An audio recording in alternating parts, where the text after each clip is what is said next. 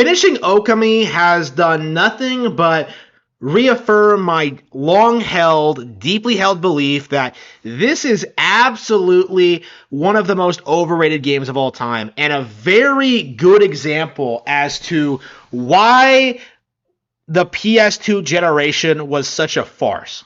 This was something that was hyped up to be monumental, successful, this phenomenal, really original Japanese game from Hideki Kamiya and Capcom. This was supposed to be a big, big milestone for them. But what happened? The creator left the studio, formed his own company, Platinum Games, and worked on several better games than this, including the original Bayonetta, The Wonderful 101, and Cereza and the Lost Demon. Okami, in a sense, is kind of an anomaly in Hideki Kamiya's career, where it is a very mediocre experience. Like, so much so that I honestly think of it as his worst title. Even lower quality than the original Devil May Cry. At least Devil May Cry has this really cool vibe and sense of atmosphere that I really, really get into. With Okami, it seems the appeal for this game is relatively shallow. This idea that this is a very creative game that harkens back to Japanese culture. You know, everything looks like a Japanese watercolor painting. It pulls a lot from mythology and history and creates this really cool, interesting fantasy setting that's appealing to people at a superficial level. And that's the thing that needs to be understood about Okami as a product, is that it's very superficial. It's very shallow. It's very surface level.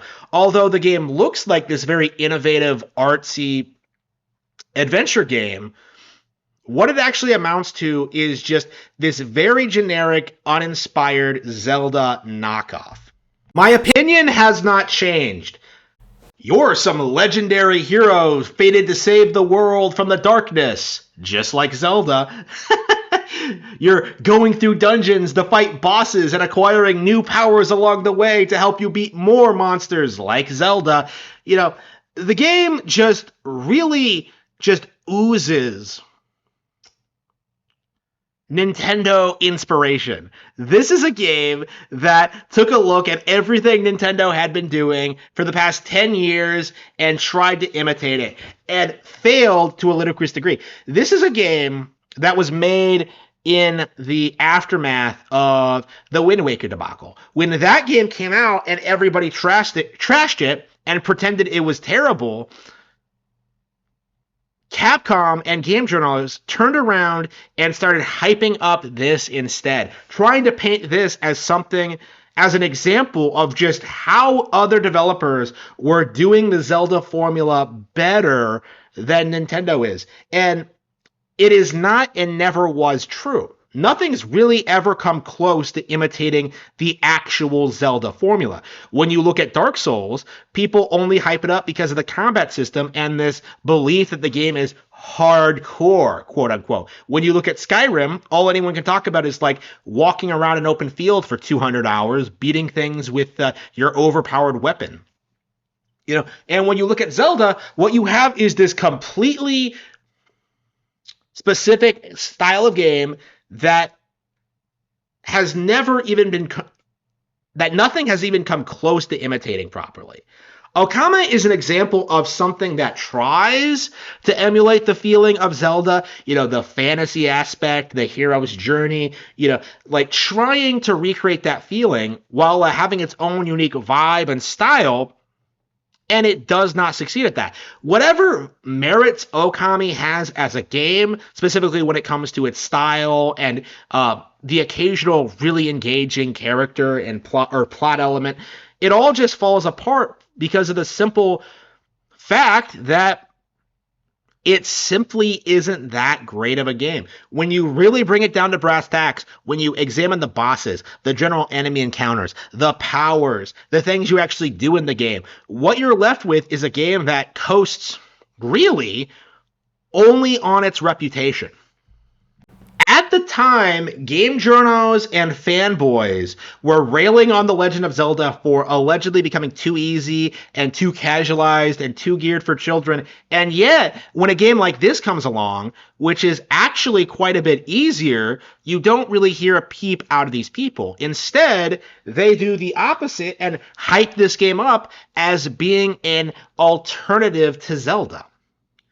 Just look at Twilight Princess. Just look at how many people, when that game came out, who tried to make it out as if it was some massive disappointment, that it didn't do well, that nobody liked it, that it was just a rehash of Ocarina of Time. Like, how many people came out and spoke out religiously against The Legend of Zelda Twilight Princess without really taking into account just how much better it was than its immediate competition?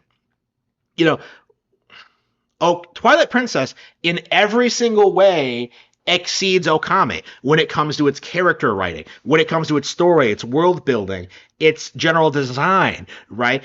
Twilight Princess is a genuine masterclass of a game that really showcased what Okami should have been. Okami was merely an imitation of the Zelda formula, while Twilight Princess was a perfection of it. Now, at the time, being a perfection of a formula that a lot of people were getting tired of was seen as being kind of behind the times. But when you get right down to it, when it comes to Twilight Princess, like, there is no denying that it made a lot of really significant improvements over the past several Zelda games, to the point where among mainstream audiences, this was the most popular Zelda game for a very, very, very long time. Twilight Princess was extraordinarily popular among Wii owners and really demonstrated just what video games should be about. During a time period where game journals were beginning to take control over the industry and trying to push people onto PlayStation and Xbox in a desperate attempt to downplay upcoming Nintendo titles. Twilight Princess, in a lot of ways, was kind of the end of the old 90s narrative. This idea that Nintendo was for kids and that it wasn't evolving, that it wasn't improving, that someday some PlayStation title would dethrone Nintendo and prove once and for all that Nintendo couldn't remain competitive. Because of the success of Twilight Princess, and by extension the Wii, Okami just couldn't stay relevant, right? When you really look at just how many people worship Okami and call it a classic, you're really left wondering, just like, why aren't these same people giving the same praise and attention to the much better game Twilight Princess? And that's what this all comes down to, really, is that the majority of the people who praise Okami, who hype it up as some masterclass of Japanese culture, never actually play The Legend of Zelda, which, is a Japanese IP. The Legend of Zelda, in a lot of ways, is Japanese culture. So this idea that Okami is somehow special because of its emphasis on traditional Japanese artwork and fables, it just completely misses the point of, like, what a video game is supposed to be. Whatever you think of the art design and the direction for Okami, the reality is the game itself is nowhere near the level of quality as The Legend of Zelda Twilight Princess. And this fact becomes evident as you play through the game and experience with it and engage with it and see all of the mistakes that developers made while producing Okami. Specifically, and this is a really big deal for me, how much the game falls off after the third act.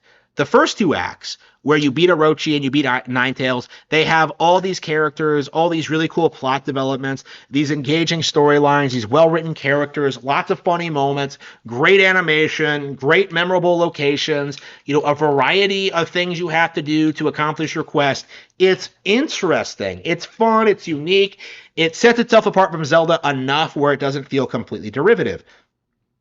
But at the very end, by the time you get to Kamui, all you're doing is going from checkpoint to checkpoint, going from point A to point B, learning about all of these plot points that aren't explained very well and resolve in absolutely nothing. And you're left with this feeling that, like, wow, This game was extraordinarily rushed.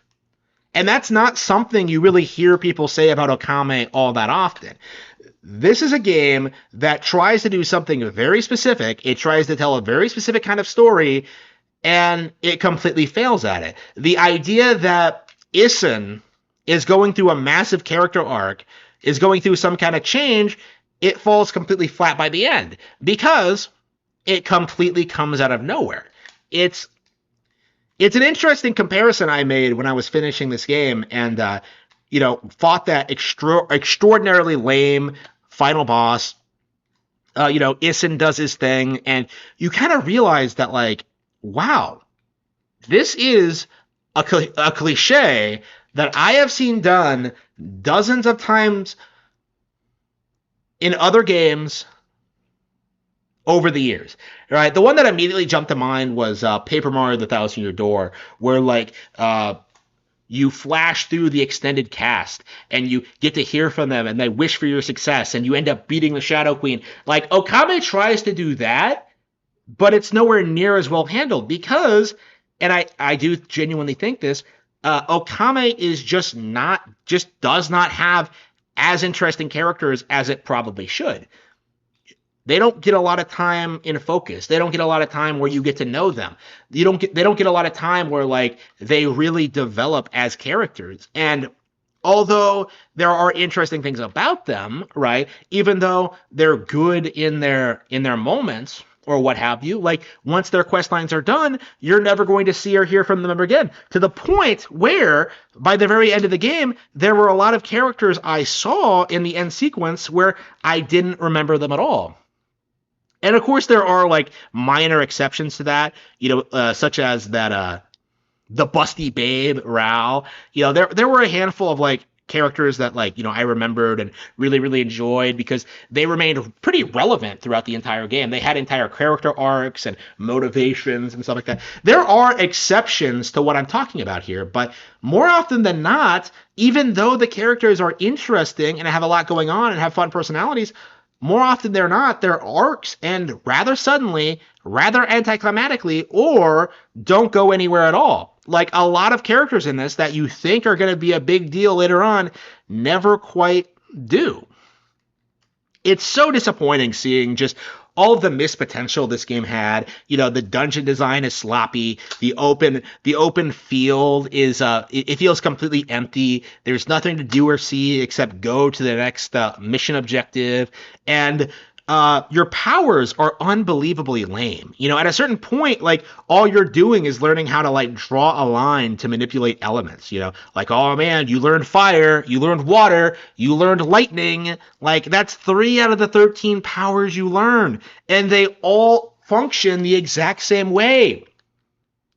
Like, there's no creativity, there's no charm, there's nothing. The game just doesn't make utilizing its mechanics all that interesting, memorable, or fun. Other than, like, the idea of it, the idea that you are the goddess Amaterasu exploring the world and bringing peace to Nippon, like, what exactly makes this game so special? What makes it so interesting? The reality is nothing. Nothing. When you really look at this game, when you play through it, when you really take into account everything it does and doesn't do, like, this is a game that no Zelda fan would ever consider to be, like, particularly noteworthy or interesting. Unless you're a hardcore fan of Twilight Princess and kind of feel like, oh, I want to play something very similar, because, I played Twilight Princess to death and this came out around the same time.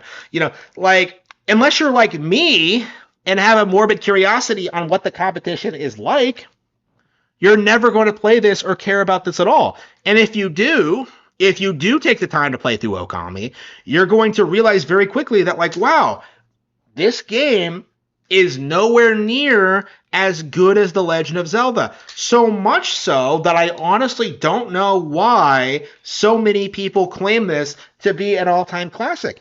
But we know why. We know why this game is worshipped the way it is. We know why people, like, hype this up. We know why this game is treated the way it is. It's because game journals and the industry desperately do everything in their power to prop up every minor non-Nintendo game that comes out, whether it's Astrobot, whether it's Baldur's Gate 3, whether it's The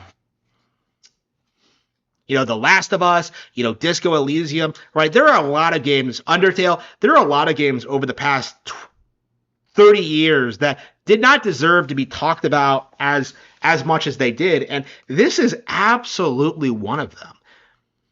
It's a game that really just that doesn't live up to its reputation, that really has nothing good going for it at all, and is just kind of an underwhelming experience. Not just because of what it is, but because of what it could have been. I came away from this game when I first played it about 15 years ago, feeling disappointed. I wanted this game to be better than it is. And playing through it again, finishing it, doing all this, I still feel the same way. Right now, they're talking about an Okami 2. They formally announced it. I don't believe it's going to come out. If it does, it's going to be disappointing. To me, if that game gets made, I have a very hard time believing that it's not going to be a radical improvement over this. Even simple things like having more powers and having better dungeons or having a more streamlined story. There are all these things the developers could do to make a better product. And honestly, right now, considering the game is only a concept, I have to concede, even though I don't like the original Okami, I do think the sequel, hypothetically, could have a lot of potential because I really like the Amaterasu character. I love the design. I love the idea of playing as the divine wolf. I love the calligraphy. There are things about the game that really appeal to me as a gamer. It's just that in the original, none of those pieces came together for me. For me, this game feels like a complete letdown, but that doesn't mean that everything in relation to this series is going to be disappointing. It's possible that with a proper sequel that really builds off of what this game and its ideas, it could be really well implemented and interesting. Possibly. Now, that remains to be seen, and we still have to see real footage, and I'm not entirely convinced the game is going to happen anyway, but if it does, we could have something really interesting on our hands. But again, this is all hypothetical. I'm not getting my hopes up. When you get right down to it, right now we only have 2 Okami games. This and Okamiden. I've never played Okamiden, but when it comes to this, the original, I have to say that I am not a fan of it. I do not recommend this game.